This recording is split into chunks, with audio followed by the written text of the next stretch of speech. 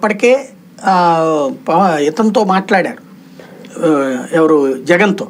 కానీ జగన్ నాకున్న vote bank parameters రీత్యా మీతో పొత్తు వలన నష్టం తప్పించి మీకు నష్టమే నాకు నష్టమే వద్దని చెప్పేశాడు. దాంతో అప్పుడు వాళ్ళు ఒంటరిగా పోరాటానికే సిద్ధపడ్డారు. ఒంటరిగా పోరాటానికి సిద్ధపడుతున్న వాళ్ళని అప్పుడు ఎలక్షన్ కమిటీ అని ఒకటి వేసుకున్నారు. పొత్తుల సంగతి తేల్చడానికి 5 సభ్యులతో కమిటీ, భారతీయ జనతా పార్టీ. అప్పుడు రాజ్నాథ్ సింగ్ అధ్యక్షుడిగా ఉన్నాడు. అప్పుడు శివరాజ్ సింగ్ చౌహాన్ మన వెంకయ్యనాయుడు గారికి బాగా క్లోజ్ అనమాట, మధ్యప్రదేశ్ ముఖ్యమంత్రి. అతను కూడా one of the committee member.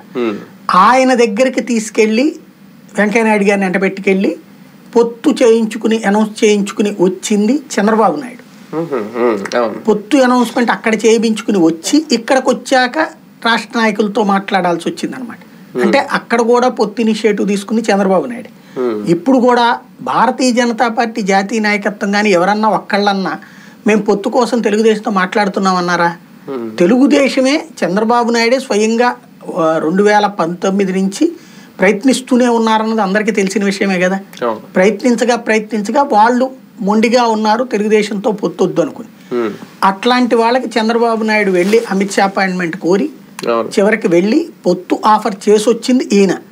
ఎన్డీఏలోకి తీసుకోవాలా లేదా అన్నటువంటిది తేల్చుకోవాలంటే వాళ్ళకి కొన్ని కండిషన్స్ చెప్తారు ఖచ్చితంగా ఈ దఫా.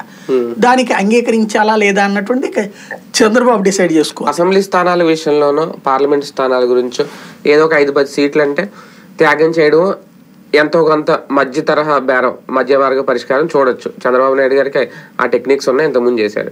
అంతకు మించి ఏ సీఎం పదవో, పవర్ షేరింగ్ జనసేన బీజేపీకి కలిసైన ఒక 2 ఏళ్ళలో లేదంటే 2.5 ఏళ్ళలో అడుగుంటారా? అందుకే అది తేల్చుకోలేక ఈయన మౌనంగా ఉన్నారా?